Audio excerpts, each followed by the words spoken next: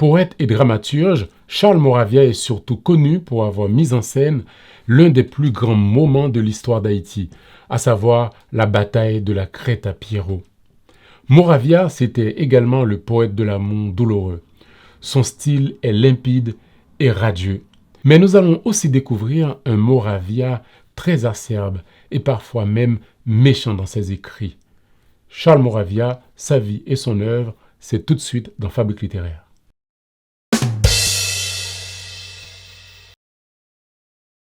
Charles Moravia est né à Jacmel en 1875. Il était également professeur et il pratiquait la poésie dès son plus jeune âge. Sa première poésie a été publiée dans la revue La Ronde. Vous savez, la revue La Ronde, j'en parle assez souvent dans cette émission, c'est cette revue qui réunissait de jeunes écrivains pendant l'occupation américaine autour de la figure de Jacques Roumain. Charles Moravia, c'était également un journaliste. Il a d'abord créé un premier journal qui s'appelle La Plume, mais l'aventure ne fera pas long feu. Il va fonder par la suite un autre journal qui s'appelle Le Temps. Ce journal, il le dirigera jusqu'à la fin de ses jours en 1938. Charles Moravia était également un politicien. Il s'est fait élire sénateur à l'Assemblée nationale. Il avait aussi une carrière diplomatique. Il a occupé des postes aux États-Unis. Mais ce qui nous intéresse, c'est le Charles Moravia, poète et dramaturge. En 1903, il a publié 2 œuvres très importantes. D'abord, un recueil de poèmes, Rose et Camélia, et ensuite un drame historique, La Crête à Pierrot. C'est cette œuvre qui va d'abord nous intéresser avant d'aborder d'autres aspects de l'œuvre de Charles Moravia. Alors, La Crête à Pierrot est une œuvre en 2 actes, centrée sur le personnage de Jean-Jacques Dessalines et qui aborde aussi une période de l'histoire haïtienne, la période de la campagne contre Toussaint Louverture. Alors, je mets tout ça en contexte pour que vous puissiez comprendre cette œuvre, ce drame historique qu'est La Crête à Pierrot. Alors, quelques faits historiques. On est en 1801. En Europe, Napoléon Bonaparte voulait rétablir l'autorité de la France dans la colonie de Saint-Domingue, envoie son beau-frère Leclerc afin de mater les révolutionnaires et également Toussaint Louverture qui avait des velléités autonomistes. Alors face à l'armée de Napoléon, les insurgés haïtiens se sont retranchés à Petite-Rivière de l'Artibonite dans un fort, c'était la Crête à Pierrot. Alors Toussaint Louverture qui avait le commandement de l'armée indigène à ce moment-là, passe la main à Jean-Jacques Dessalines. Jean-Jacques Dessalines qui était très fougueux à l'époque, il a fait réparer le fort et également fait massacrer les colons de la petite rivière de l'Artibonite, en épargnant la vie, bien sûr, d'un médecin, un certain Descourtis.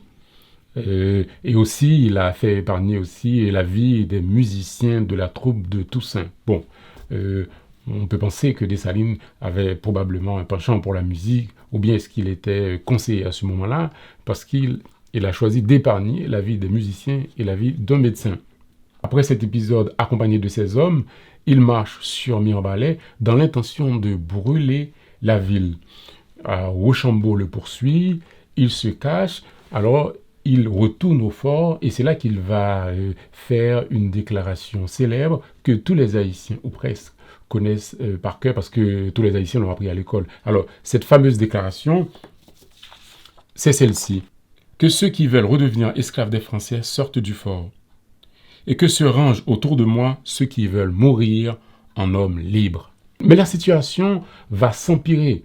Les Français bombardent le fort, tuant des centaines d'insurgés et également faisant des centaines de blessés. Alors, Descourtis, qui était également dans le fort, ce médecin que Dessalines avait épargné la vie, décrit par la suite et les faits dans le fort à ce moment-là. Alors, il écrit ceci. Les hommes manquant d'eau et de nourriture avec une chaleur accablante mâchaient des balles de plomb dans l'espoir d'étancher une soif insupportable. Ils provoquaient par cette trituration une salive bourbeuse qu'ils trouvaient encore délicieuse à avaler. Voilà, c'était une situation extrêmement grave, donc il fallait à ce moment-là faire preuve de beaucoup de courage. Donc, vous connaissez l'histoire. Par la suite, les Français ont fini par pénétrer le fort. Ils ont massacré tout le monde. En fait, ils ont massacré tous ceux qui s'y trouvaient à ce moment-là dans le fort. Dessalines et quelques-uns de ses lieutenants réussissent à s'enfuir et Toussaint les rejoint par la suite. Alors, c'est cet épisode que Charles Moravia relate dans sa pièce La Crête à Pierrot.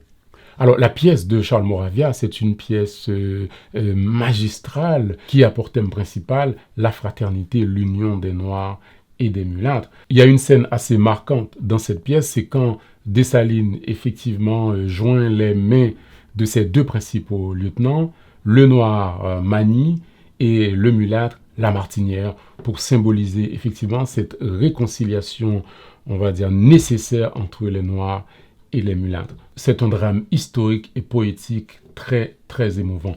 Alors, je tiens à rappeler ici également que Charles Moravia est l'auteur d'un hommage à Toussaint Louverture. Il a écrit un sublime poème en hommage à Toussaint Louverture. Ce poème est le plus beau texte qu'il m'ait été donné de lire sur Toussaint Louverture. Alors, c'est un poème sublime. Je vous conseille vivement à le lire. Vous le trouverez d'ailleurs sur le site de Haïti Inter. Charles Moravia publiera par la suite d'autres textes très importants, d'autres drames, comme par exemple Au clair de la lune et également Amiral Kilik. Amiral Kilik qui est aussi un drame historique très connu. Alors à l'introduction de cette émission, je disais que Charles Moravia c'est également le poète de l'amour douloureux. Oui, Moravia aimait chanter ses déceptions amoureuses, on va dire ses amours perdus. Ça me fait penser à un poème qu'il a écrit qui s'appelle à Dalila. Dalila, c'était probablement une amoureuse. Donc c'est un poème très fort. On sent vraiment l'amertume du poète. Il écrit ceci: à toi, premier objet de mon idolâtrie, à toi, l'enfant trompeuse, et malgré tout, chérie, puisque je te le dois, les maux que j'ai soufferts, puisque c'est par ta main que mon âme est meurtrie. À toi, divinité fatale que je sers, ces cris d'un cœur blessé qu'on prendra pour des vers. Alors, oui, ça c'est un poème très touchant, très poignant, et qu'il écrit effectivement, probablement, en souvenir d'un amour perdu. Alors, Charles Moravia, il était souvent triste, comme la plupart des grands poètes. Quand il est triste, il va méditer devant la mer. C'est là, effectivement, c'est à la mer qu'il aime confier ses soucis. Justement, il a un poème qui s'appelle Devant la mer. C'est très, très beau. Je vous lis un extrait. Je suis devant la mer. J'écoute sur la plage le bruit harmonieux et cadencé des flots, fait de rumeurs graves et de profonds sanglots. La voix de l'océan pleure-t-elle un outrage? L'océan serait-il un poète sauvage qui, pour dire à jamais la grandeur de ses mots, aurait fait un poème au vers simple et beau, qu'il ne peut se lasser de chanter au rivage. Le poète est sublime, et je voudrais pouvoir mettre en vers, pleurant la mort du premier rêve, la plainte des flots bleus qui jamais ne s'achèvent. Car pour dire mon mal, il me faudrait avoir la gigantesque voix dont tu clames sans trêve. Océan douloureux, ton vaste désespoir. Voilà, je vous laisse juger par vous-même. C'est un poème très, très, très beau. Alors, Charles Moravia, je disais, effectivement, il a parfois des élans assez tristes, mais il a aussi parfois des élans optimistes. C'est le cas de la plupart des grands poètes. Parfois, ils sont tristes. Parfois, ils sont très joyeux, ils sont optimistes, etc. Souvent, quand ils sont amoureux, quand ils se réjouissent de la beauté de la nature, ils sont plutôt optimistes. Mais quand ils sont malheureux, malheureux en amour, ou bien quand ils ont le mal de vivre, et c'est là aussi qu'ils peuvent, on va dire, produire leurs meilleures œuvres. Charles Moravia a un poème qui s'appelle Spleen. Effectivement, c'est un poème triste, c'est un poème pessimiste, désespérant. Alors, Spleen, ça me fait penser au Spleen de Baudelaire. Et Baudelaire, effectivement, a écrit un certain nombre de poèmes qui s'appellent Spleen dans son fameux recueil de poèmes Les Fleurs du Mal, qui est très célèbre. Je me suis dit, est-ce que Moravia s'est inspiré de Baudelaire pour écrire ce poème vraiment, vraiment triste, effectivement. Donc, c'est un poème que je vous conseille aussi pour la beauté de la langue. Il faut Et si vous aimez les poèmes, il faut absolument le lire. Bon, ça c'était pour le côté génial de Charles Moravia, c'est-à-dire le grand poète qui a écrit des drames historiques sublimes et qui a écrit aussi des vers sublimes, etc. Alors, mais il y a un autre côté que je trouve assez, en fait, trop acerbe à mes yeux, cruel, méchant, effectivement, que je voudrais partager avec vous. Je vais vous lire d'abord, avant de commenter ce que je dis là, je vous lis l'un de ses plus célèbres poèmes qui s'appelle Femme en bleu. Effectivement, voilà, en tombant sur ce poème, j'étais choqué parce que je l'ai trouvé très méchant. Le poème en question, effectivement, décrit comment il a croisé la route d'une jeune femme, une femme du peuple, effectivement une marchande ambulante. Alors, voilà ce qu'il écrit. Elle était dans la rue et j'allais après elle. Je la suivais. Sur ce début, ne croyez pas qu'il s'agit d'une dame ou d'une demoiselle, et que c'est par amour que j'emboîtais le pas. C'est bien une femme, Ouida, mais plutôt laide. Et je la suivais, c'était tout simplement comme en marchant, on suit tout ce qui nous précède. Comme elle m'eût suivi si moi, j'étais devant. J'allais le front baissé comme lorsqu'on médite, quand une odeur soudain me fit lever le nez. Non pas un parfum, mais une odeur composite de bouquins, de pétrole et d'huile combinés. Car c'était cette femme, une de ces marchandes de pétrole qui vont empuantisser l'air, dont le corps imprégné de l'huile qu'elles vendent mêle l'odeur du gaz au relent de leur chair. Elle puait beaucoup d'odeurs de maintes sortes, le rance, le moisi, mais de même qu'un son domine en un accord l'odeur du bouc plus forte, se distinguait surtout dans son exhalaison. La lubréfaction d'une épaisse tignasse, faisant plus sale encore un sordide chiffon, d'où elle était coiffée, et de sa manche grasse, à défaut de mouchoir, elle essuyait son front. Un quadruple collier de grains multicolores entourait son cou plein et graisseux. On eût dit, tant sa peau reluisait au soleil que ses pores exsudaient du pétrole et du palma Christi. Pour vêtement unique, elle avait une robe grossière, retroussée à la ceinture et qui, rapiécée aux endroits où pointe un double globe, disait quel mamelon la crevait ainsi. Des pieds larges et plats aux vivantes semelles soutenaient des mollets qui parissaient d'airain, et sa croupe évoquait des croupes de femelles, roulait au rythme souple et puissant de ses seins. La garce fleurissait, jeune, 20 ans à peine.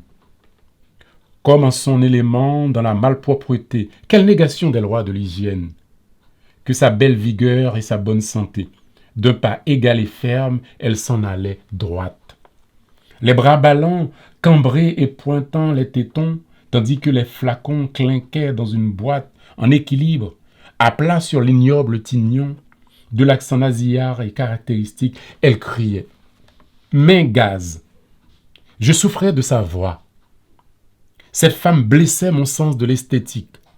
Par l'odorat, la vue et l'ouïe à la fois.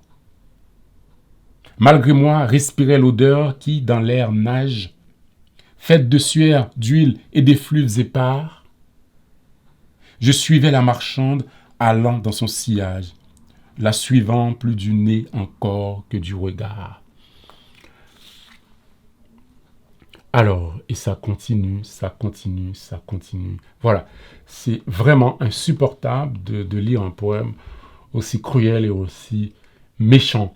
Et en plus, il s'agissait d'une femme pauvre, simple. Comment décrire effectivement une femme du peuple avec autant de mépris, avec autant de cruauté? C'est même pas de l'ironie, c'est de la méchanceté. Pourquoi? Parce que c'est une femme pauvre, sans défense, bien entendu. Parce que j'aime pas les gens qui sont forts avec les faibles et faibles avec les forts.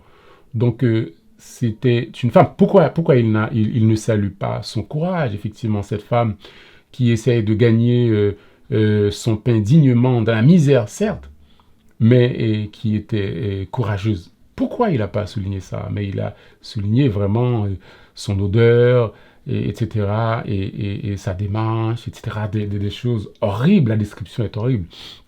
Et donc, pour moi, c'est l'ombre au tableau. C'est une ombre au tableau dans l'œuvre de Charles Moravia, qui est, je le rappelle, un poète sublime. Mais là, ça, j'ai pas pu effectivement digérer ce poème. Il faut pas le condamner. Donc, c'est pas parce que il y a cet aspect, en fait, on va dire négatif, il faut le reconnaître, qu'il faut tout jeter à la poubelle en disant oui, il faut brûler Moravia pour ça. Parce qu'il y a cette tendance-là en France, on juge les auteurs du passé, effectivement, avec la morale du jour, avec la morale du présent, ce qui est complètement absurde. Donc, on va dire les auteurs s'inscrivent dans leur époque, dans leur temps. Voilà, donc il y a des choses qui nous gênent. Par exemple, ce poème-là, ça me gêne, mais je ne vais pas pour cela, on va dire pour autant, jeter toute l'œuvre de Moravia. Et ça reste effectivement un poète sublime, mais que j'adore à titre personnel. J'aime, on va dire, son côté assez sonore dans son poème. Charles Moravia reste malgré tout un grand poète haïtien. Il faut absolument le lire. Son style très expressif ne laisse pas indifférent.